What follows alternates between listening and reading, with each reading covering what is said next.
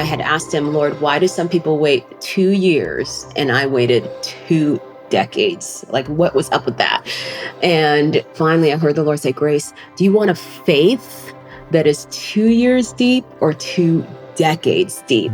And that blew me away. Wait, that's when I realized there are some things that can only be developed in us through the waiting, through the heartache, through the pain.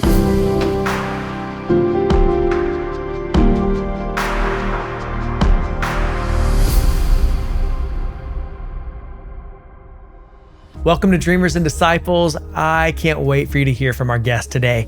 Grace Wabuke Klein is with us. Grace, along with her husband, Phil, who also happens to be a really good friend of mine, they lead Focus 412, which is a ministry that helps churches grow. But Grace is also a speaker and the author of the brand new book, Flourish, right here, Flourish, Finding Your Purpose in the Unknown and Unexpected Seasons of Life.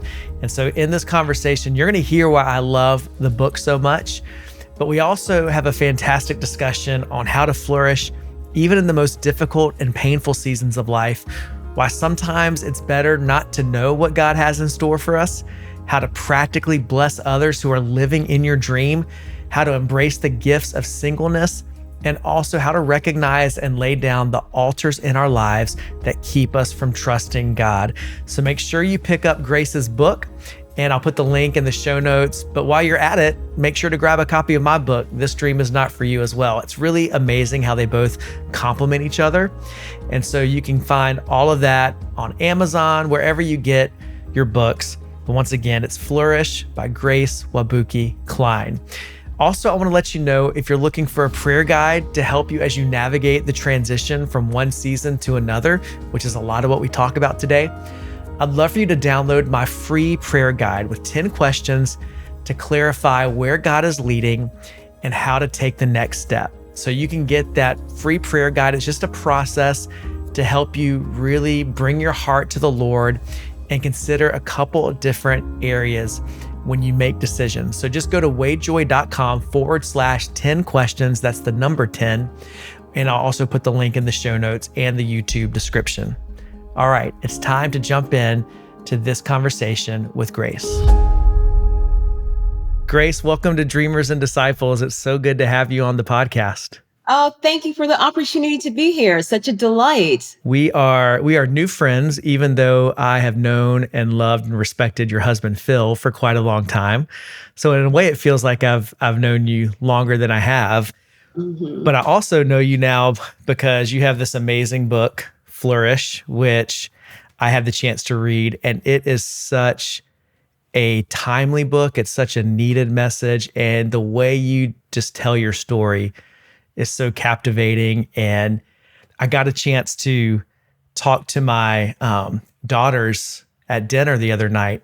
And I was about halfway through your book at the time. I'd made it through fall and winter seasons, which that'll make sense in a little bit. But I was just telling them like, and then this happened to her, and then that happened, and this is what she learned. And it created such a great family time of talking about what it means to trust God in difficult seasons. So just as a dad, I want to thank you for just even what your book did to open up those doors of conversation.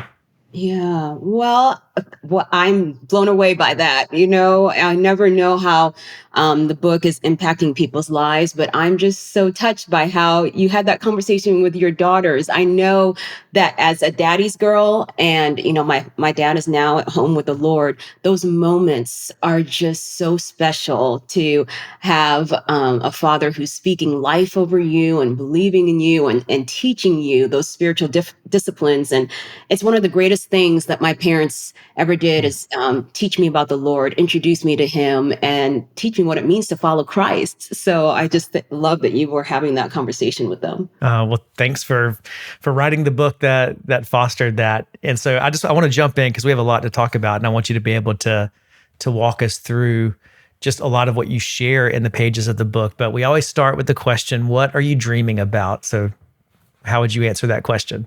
I am dreaming about doing big things for God with my husband, Phil.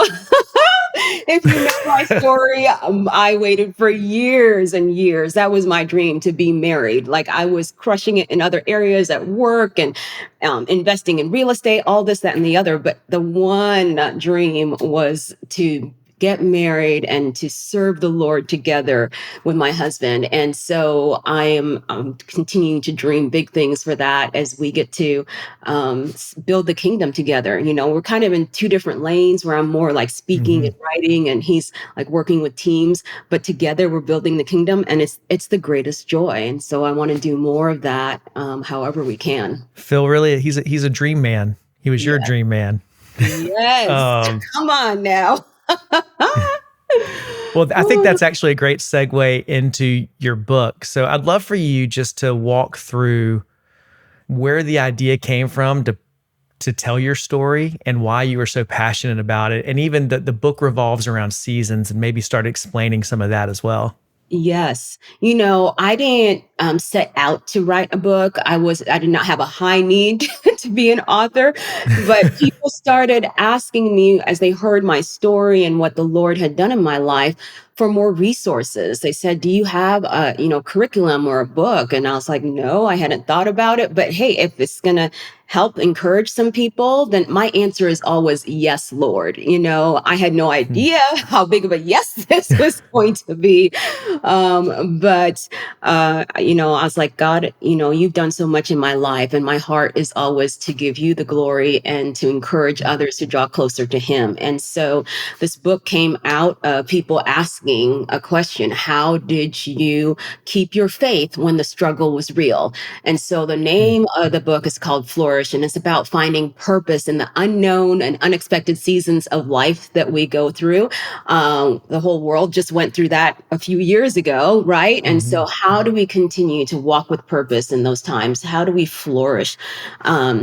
Because Jesus said, "I came that you might have life and life abundantly." And so often when we're going through those struggles of life, there can be a tendency to either go into a cave of depression or put our life on hold. I'll do this when that happened.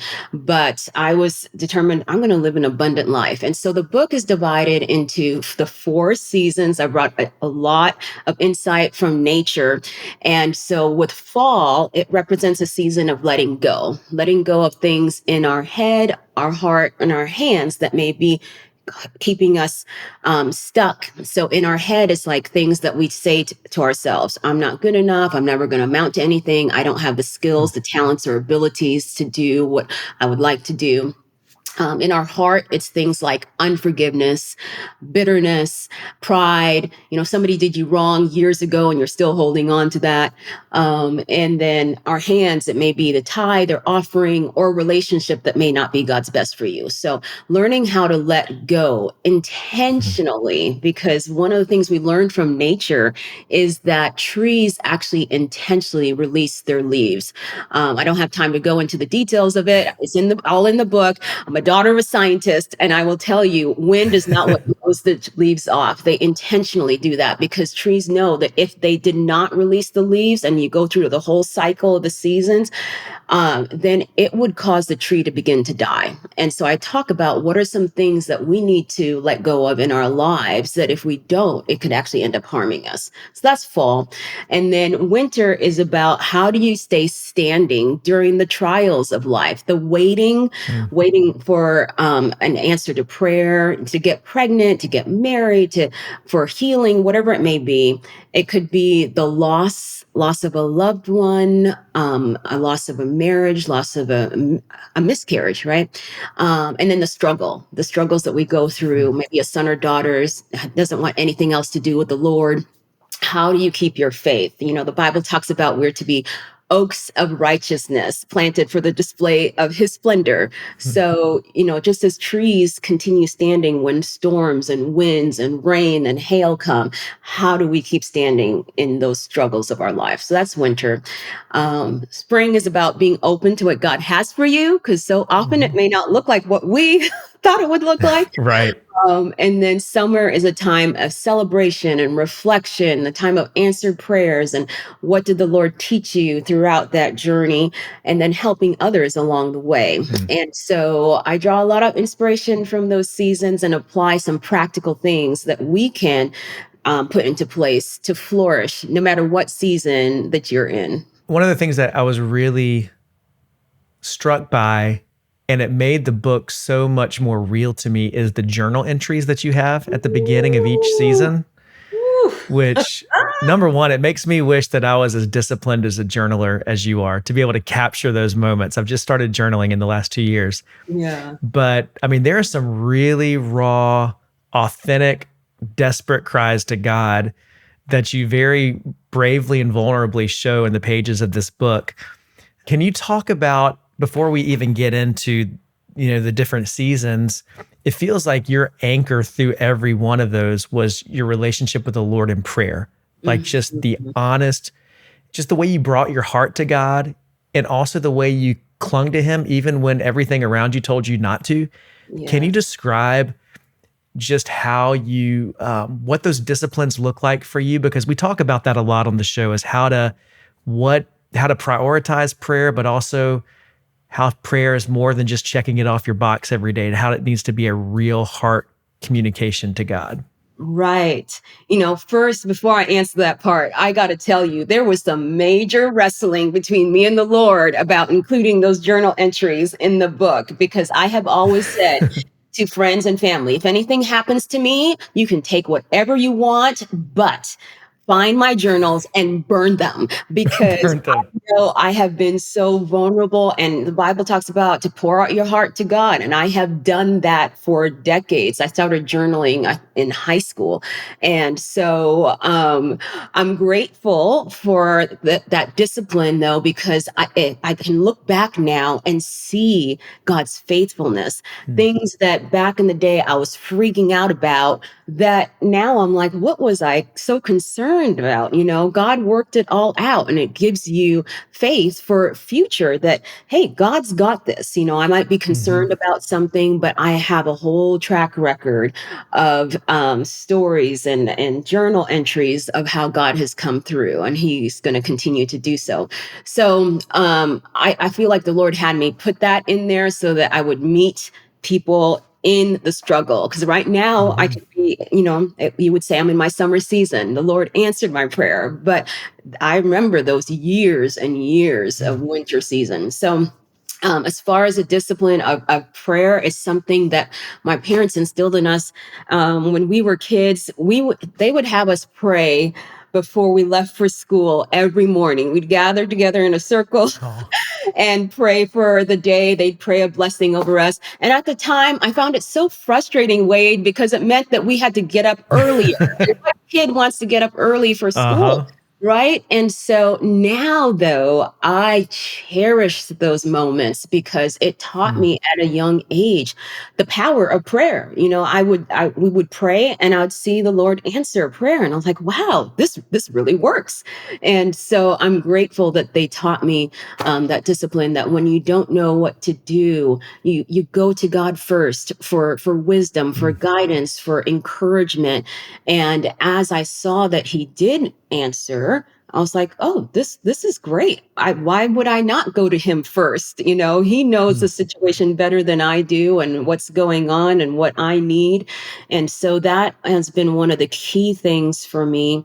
I would say I am a worshiper, but one who you don't want a microphone in front of. So I love to worship the Lord at home, in my shower, in my car, blast the music. And I find that for me, in times of just struggle and heartache, it allows me to focus my attention and my heart onto the Lord versus what is the current situation. I make a joyful noise to the Lord, but I know Amen. that Come on. that heart of worship, right? To have a gift like you, I'm like, woof, what a gift to be able to not only sing, but write worship songs. Wow, it's amazing. I'm a retired singer now. My voice is rusty. Oh, stop it. Well, it made like those journal entries and those prayers made the ones that are in your summer season. Like Mhm, even for me, I was like, it made it that much more powerful to read, mhm. knowing your journey of what you detail in the book. Yeah. And we were talking before we even hit record about how I feel like our books are really great companion books because, my book talks about letting go of a dream and surrendering your dreams to God and walking in your purpose. And I feel like, so much of your book, especially the fall and winter seasons, are about that very thing. And Mhm. so, you even talk about there's a central dream you have in the book, Yeah. to be married. Can Yeah. you just maybe walk us through a little bit of just your journey with that and how hard it was to let go and trust God with that dream? Yes, absolutely. That was something I had if you had told me that at 42 I would still be single, I would have thought, what in the world? But that was the reality. I mean, so many little girls. I remember being a little girl and you have Ken and Barbie and you're playing that they're walking down the aisle getting married, right? And so I had Hmm. my life planned out from when I was in junior high school. I was like, I'm going to take my honors classes, get to the AP classes, a great college, go to medical school, get married and have this wonderful career. And I felt like the Lord did one of those things. I'm dating myself, but there used to be a toy called an Etch a Sketch where you would Oh, draw I a remember. little sign, right? And then all of a sudden you could Hmm. shake it, and then all of a sudden it's gone. I felt like it was one of those. I was like, what? God, this is not what I envisioned my life would be like. That when I said I surrender all, I didn't think it would include that. And so, long story short, I went through 20s, and that was okay because you're with your single girlfriends, having fun going out. But then they started getting married, and then they started having kids, and we're now into 30s and early 40s. I was like, I don't know, God, what I missed, what I've done wrong. Am I, like, what? Tell me, I will do it. And so I actually almost just went and did my own thing because a lot of times, as a woman in leadership in ministry, could be intimidating for some. So I was like, well, let me find a different route to do ministry that's a little bit more behind the scenes. But I got called out and I was like, this is what God has called me to do. So I met Phil when he came to work with my church. We were going through a leadership transition, and he came in, and part of the process, he had to interview some of the key staff members, of which I was one of them. And so, what I have realized, and I encourage so many others who are single, and I know we're all waiting for different things. It could be an answer to Hmm. healing prayer, or, to get pregnant, or for a dream.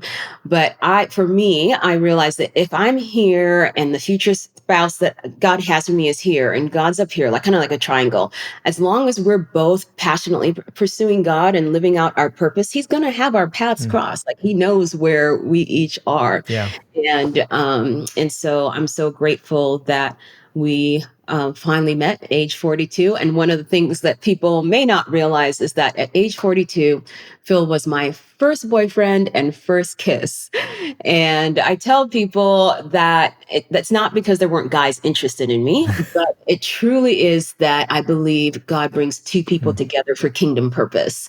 And I was determined not to settle or compromise. Not saying it was easy. It was definitely very lonely, but I can testify now that it was worth the Yeah. wait, worth it to do things God's way. And so, You yeah. you definitely can know that I was emphasizing that in my conversation with my daughters the other night.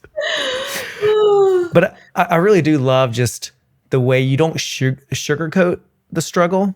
Hmm. Um, but you also make a really great point of there's no greater joy. I think this is how you say it in the book. There's no greater joy than partnering with God and blessing others. Yes. And you have some great examples of how instead of retreating into a pity party or envy or jealousy, you actually flipped that and found ways to bless other couples, like on Valentine's Day and things like that. Can you maybe talk a little bit about what that did in your heart? Yes. And where it came from, first of all, is, in ministry, you get to interact with a lot of different people, see a lot of different stories. And one of the things that became very evident to me along the way is that there are people who had this dream that I had, which was to be married, but were not happy. And I realized, wow, I better focus on being a happy single. It's much better to be a Mm. happy single than an unhappy married. And I really began to think about, how am I going to live this life, live the life that Jesus came for me to have, a life of abundance and significance and living with purpose. And serving others is one of the key ways that we do that. And so I began to ask the Lord for ways to serve people in the season that I was in. I had some resources, such as time, to be able to serve Mhm. people. And then I also wanted to sow seeds into, so the one that you mentioned, as far as, Valentine's Day, what I did with that one is I had identified some couples that were inspiring to me. I was like, ooh, if I had a marriage, I want it to look like that. And I just wanted to sow a seed. So I thought, if I was celebrating Valentine's, I would love to be at this particular steakhouse restaurant. And so Mhm. instead, since I wasn't, going out for Valentine's, I gifted it to them. So I chose several different couples and gave them a gift card so that they could go and enjoy it. But there are so many different things that I did. It was 2 decades. So I joke that this book could have really been a series of things that took place over 20 years, but it really was about serving others and being a blessing to others. Instead of, like, we're going into the holidays. So anybody who may be single right now, I know the struggle is real, and the loneliness. And especially if you are in ministry or in leadership, it's so much about families. And so using that time to be a blessing to maybe somebody else who may not be able to have Christmas, and providing finances for them to purchase gifts or to enjoy that time with the family. And it's so rewarding when you realize you're partnering with the Lord to answer a prayer that they may have. And so there's Mm. many stories of that throughout the season. And I can't tell you just the amount of joy that it brings to realize that you were a part of what God was doing in their lives. I love that. That's such a practical challenge to help us get our eyes off of ourselves and Hmm. actually how can we be a blessing to other people. And that kind of segues into something you mentioned in the winter section of the book, how we contend when we're waiting on God for something to happen that we slam the brakes on everything else. Yeah. Can you unpack that a little bit? Yes, I have lived through that and found out it does not work well. So often we can want something so bad that we begin to lose out on other things in life or let them go. And that's not the abundant life that Christ came for us to live. Mm. I know specifically for being single, people can, I've often said, oh, I'm going to put on hold pursuing another degree because I don't want to be too much more educated than, and make that pool even Mm. smaller. Or I'm not going to buy that house until this happens. I'm not going to pursue and get Mhm. that degree.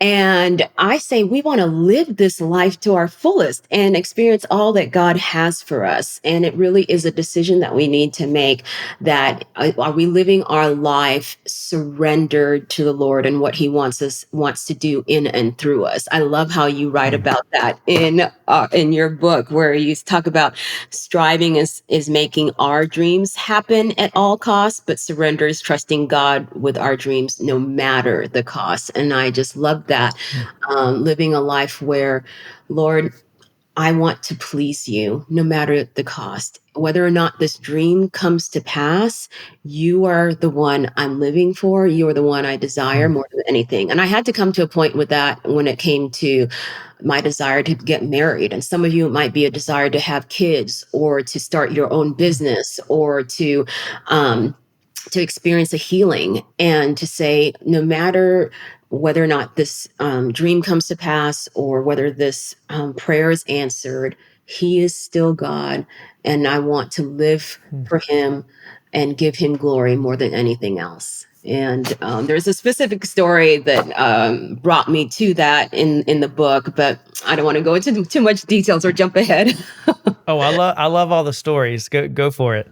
Oh, okay. Well, there was this time when I it came to a head. I believe it was my late 30s, about the time when I was just turning 40, and I was like, I am going into my fourth decade and still single. There's no way.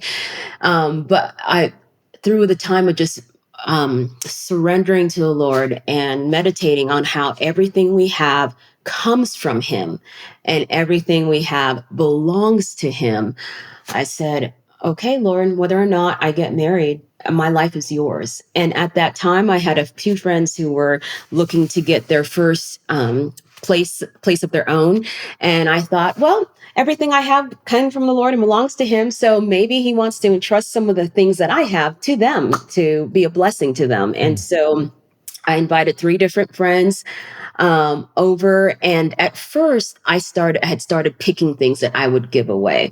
But then I realized those are things that I was comfortable letting go of. But the true test was if they picked the things. And so on three different occasions, I had these friends come over and I said, the Lord has entrusted me with everything in this house. And I believe at this point, He wants to entrust you with it because it all came from Him and belongs to Him.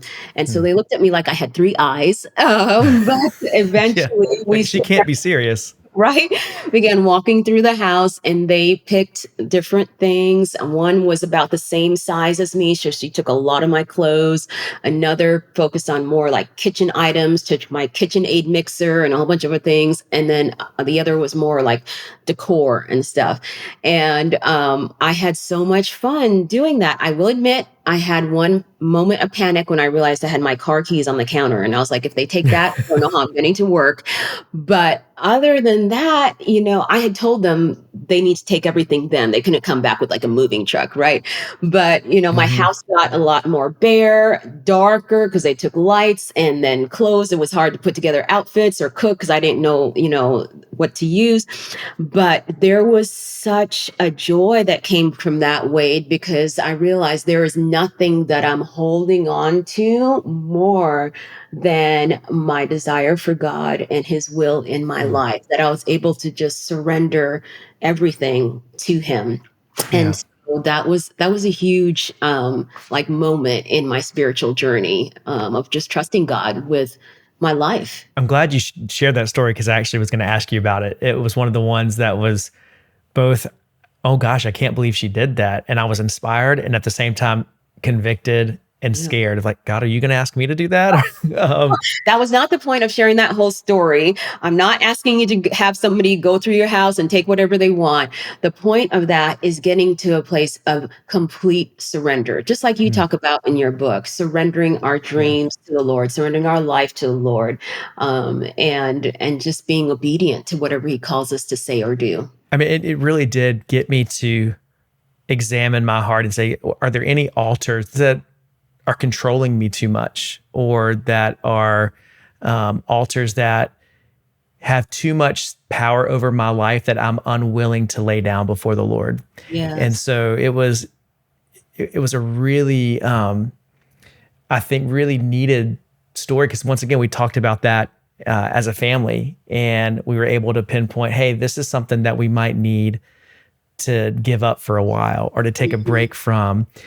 And I think that's such a really important application because being a disciple of Jesus means trusting Him with everything, not just the things we want to give to Him, but the things that we want to hold back, and then realizing that He's the source of any gift that we have. And I think that was what was so beautiful about just everything you share in the book is I felt like you kept coming back to, well, God gave me all this anyway, so I'm going to put it back in His hands. Yes. And so you also talk about, and this was really, really interesting to me, because I think one of the things that I say to God a lot, I hear this from a lot of people, is, God, if you would just tell me when this is going to happen, how this is going to happen, if I could, I'm praying through some of that right now. And you make a point that even if He told you, that's not the blessing you think it is always. Can you explain that? yes. I mean, to all my planners out there, I feel your pain. I mean, I love to plan and be prepared and know what's going to happen. And in fact, that's one of the things, if I could digress for a second, that I've really been challenged as we've been, and many of us have been watching The Chosen. And, I know all the Bible stories. Wade, you and I have grown up in church and, Hmm. all the characters and everything. But one of the things that has struck me the most about watching it is how the disciples really didn't know what was going to happen that day. And Hmm. and there was often no plan, and for me that would drive me crazy. I'd be like, where are we going? How are we going to be there? What do I need to prepare? What do I need to pack? What's the plan for once we get there? And if you've been on this faith journey any amount of time, you know that that's not how the Lord rolls. And so I was really challenged by watching and saying, so if I was one of those 12 disciples, I would really have to get with the program. Hmm. Like we're following Christ. But in answer to your question, one of the things that I went through was during my winter season was the deaths of three family members in less than 3 years. My dad, who was my hero, my grandmother, and my auntie, who was like a mother to me. And so walking through those different things, I was like, Lord, especially with the one with my dad, I had had my quiet time that morning, and my dad had just gone in for a simple procedure. They were just checking something. He had been dealing with Parkinson's, but he seemed like he was getting better. And I had just talked to him the day before on FaceTime. He was in a different state at the time, and so I just was like, Lord, if you had told me to get on a plane and be there with him, I feel like my life, I've surrendered to listening to you. Like I would have been there. And so it was like, why would you not have told me this? And because I was not there when he passed away, I actually ended up just going through this period of intense fear. And if you know me, that's not my personality at all. I'm like one who's like, come on, let's go, let's do this. And instead, Phil would go somewhere or be leaving the house and be like, where are you going? When are you coming back? Can I come with you? Now he loved it because his love language is quality time. But I knew for me, I was like, there is something wrong. And so I began to work with our Christian counselor and then also just spend so much time in prayer. And, Phil is 15 years older than me. And so my fear was like maybe something would happen to him and I wouldn't be there or any of my other family members. And so it wasn't. And for about a few months later, the Lord, during one of my times of prayer, was like, Grace, stop living in fear. Your father was ready to go. And Wade, I tell you, I just broke down in tears and just realized that what was the worst day of my life as a daddy's girl was my dad's best day, because having walked with the Lord for over 50 years, he was meeting his maker face to face for the first time. And I realized through that, and then the passing of my auntie, that if the Lord had told me that this was going to happen, I know I would have started with intercession and prayer, like Lord save him and like keep him alive, a few more years, 15 more years, like you did we see in your Yep. word, you did, right? And then if he chose not to answer that prayer, I would have probably been in a much worse place of trying to reconcile all of that. And so I just realized that there's some things that knowing more and that what's behind it could actually harm us more and cause more emotional damage than not knowing. And so God in his grace, he just loves us so much and he knows us, right? To know that may not be what you need right now. Yeah. Knowledge isn't always the gift we think it is. Right. Yeah. Thank you for sharing that, because I know that those are very personal stories of loss and of grief. But I think it just really challenged me. Why do I want to know? Mhm. What is going to change about my obedience if I got that answer? Exactly. And I think it inspired me to trust God more Yeah. in the unknown, in the uncertainty, because that's where real faith is born. Uh, Yeah. and speaking of that uncertainty and not knowing, you talk about how you were really close to giving up on your dream of ministry and being a pastor, and you were thinking about going full time into being an investor. And Yes. then something happened at a conference that changed everything. Oh, And I yeah. think this will be really encouraging for people, because one of the things I hear a lot is, how do I know when it's time to move on from this dream? How do I know? Do I keep staying at it? And then I loved how the Lord worked and orchestrated your steps through all this.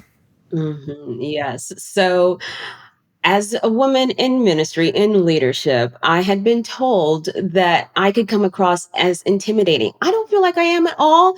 And I feel like I'm a very fun and loving person and make people feel Mhm. welcome. But I was like, okay, if there's any truth to any of this? How can I impact this? And so one of the things, I had started investing in real estate, and I found that when I went on dates and people, they always ask you what you do. If I told them I work at a church, then they kind of go, okay. And then what more? And then they find out you're a minister and they're like, out of here, right? And I said, I'm an investor. People would lean in. Oh, it's so, this is so in the flesh. But I was like, I'm going to fund the ministry and still be in ministry, but do it behind the scenes. I had this all worked out, Wade. And I was like, and then I'll go on dates and and I'll make this dream happen, because clearly God needed Mhm. some help, right? And so I went to Bob Goff's first Dream Big seminar that he was having. And at that seminar, you're supposed to share your dream and what you're believing for. And I had shared that I wanted to be a philanthropist. I wanted to make money through real estate investing and give to the church and other nonprofits. And on that second day, Bob called me out. This is out of a room of like 40 people, I think. And he said, Grace, you have something to say. People need to hear from you. And inside, I was like, what? Surely you've confused me with somebody else. Because a lot of people there wanted to be speakers and writers, and like he was. And I was trying to run away from the platform. Everybody else was trying to build their platform. But to Mm. me, it meant that I wasn't going on second dates, because once they found out I was on the platform, somehow I was more intimidating. So, anyway, I got called out, and I knew I was doing the Jonah thing. I knew I was just trying to run the opposite direction. And the Lord in his love was like, Grace, this is what I've created you to do. And this is what I've gifted you Mm. for. And so I'm like, yes, Lord, I love you so much. And I just have to trust that as I surrender my life to you, you know the dreams and desires that I have, and Mm. you know what's best for me. I mean, even the fact of, you talk about certain dreams, like I was dreaming for a chocolate bald head man of God, Wade. And that's purely because, I was always the only African American in my school community, and I was always different. And so I didn't want to be different when I came home. And the Lord Mm. answered that prayer with white chocolate and lots of hair. But he knew more than I Mm. did. That's exactly what I needed. I cannot express to Mm. you how much love and healing that Phil has brought into my life, that I didn't even know he needed healing in Mm. certain areas. And so God knew. So I just encourage anybody who's listening, that we can trust God with our dreams. We can trust him with our lives, that Mm. he does want what's best for us. Right. And so, Mhm. but he does these things so that he gets the glory. Right. Yeah. Amen. Oh, you're preaching. But I mean, but that when, so I mean, speaking of you preaching, then Bob did something at a place where he was supposed to speak with you. Can you? Because I love the story. Can you tell that? No, so this is still at that Dream Big workshop, and I went sorry, let me start over. at the Dream Big workshop, and on the final day, we were all saying goodbye and thank you. And I just said, I think you might have confused me. I don't know what you meant about me having to speak or something to say. And he said, absolutely, you need to speak. You have something to say. And in fact, I'm going to be speaking at this conference, doing the keynote at the end of this week. And I would love to have you come and share a few words just before I start. And I was like, what? Like, Wade, who does that? He did not even know at the time whether or not I'd spoken before, what I would say. And I'm just so grateful for just to have somebody like that, who just believes in you and believes in the dream that you might not even realize is so evident in your life. And so I went and I did that with him, and it was just remarkable experience. Literally before we're going out, he's like, okay, you want to hold the microphone this far from you. And he didn't know that I was a pastor and had spoken before, but it did something to me that I want to be like that for other people, to believe in what God has put in them and their dream, and how can I partner in making that a reality. Yeah. So you're in your summer season now because you've released a book, you preach, you speak, you are married. Is it possible to be in two seasons at the same time? Like, can you be celebrating summer over here, but you still have a winter season that you're dealing with? Oh, 100%. That's one of the key differences between nature and life. Like in nature, there is a set, 3 to 4 months for each season, and it goes on to the next. Well, in life, you never know if the seasons are going to be 3 to 4 months, years, or decades, first of all. And then it is very possible to be in two seasons at the same time. And so shortly after I got married was when my dad passed away. And so here I am trying to enjoy my best life as a newlywed, and at the same time grieving the biggest loss I've ever experienced.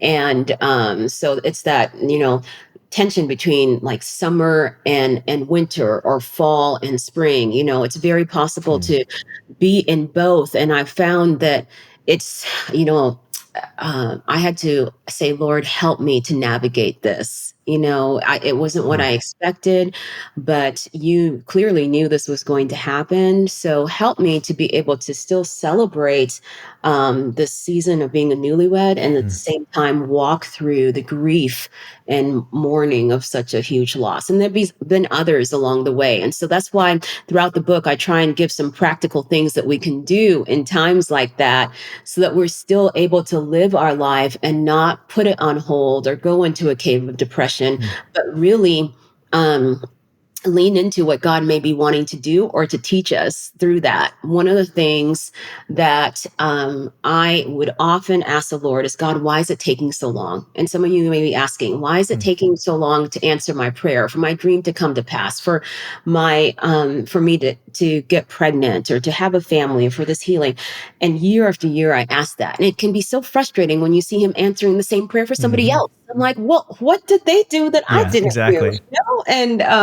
And so it wasn't until after I got married, Wade, that the Lord finally answered that prayer. And I had asked him, Lord, why do some people wait 2 years and I waited 2 decades? Like, what was up with that? And finally, I heard the Lord say, Grace, do you want a faith that is 2 years deep or 2 decades deep? And that blew me away. Wade, that's when I realized there are some things that can only be developed in us through the waiting, through the heartache, through the pain. Because I can tell you now, my faith is strong. Like, you need to believe for something, I'm your girl, because I will stand and believe with you for that dream to come to pass, and for whatever you are crying out to God for. And so there's some things, anybody who may be listening, that I want to just encourage you, lean into what God is showing you and teaching you in this time, because it will be something that you'll be able to encourage others with on the other side. When you said the thing in the book about the faith that's 2 years deep or 2 decades deep, I wanted to star it, underline it, circle it, highlight it, do all the things. Because that can be such a confusing aspect of our walk with God and trusting Him and wondering, like, what is Mhm. the purpose of making me wait this long? And even if we never get the exact reasons, and I do think the depth of trust and confidence and faith that the Lord develops in that is truly a gift. And it's a Mhm. gift you can't shortcut. We have people listening or watching, they're in a fall season, winter, spring, or summer, or maybe all of them at the same time. Right. Can you flourish in every season? And Mhm. what would you say, like, what is the one thing you want people to take away from this book more than anything else? The one thing I want people to take away is that God is always working. He is working when you see him doing something and when it doesn't seem like anything is happening. Just like photosynthesis, and for plants, we don't see it with our natural eye, but we see the effects of it. And so in our lives as well, as we surrender to him, just like you say in your book, I love how the Lord has just been speaking to us very similar things. It's about a surrender. If we surrender to him and allow him to work in us, that he will teach us things. He will transform us to be more like him. And that, my friends, is the key to flourishing in whatever season that we're in. That's beautifully said. And I couldn't recommend this book highly enough. I think everybody who's watching or listening, you should get this book, because you will find yourself in the pages of the book no matter what's going on in your life. And I think it prepares you for whenever you enter a season that's up ahead of you as well. So I want to thank you for writing it. I want to thank you for being faithful with your story.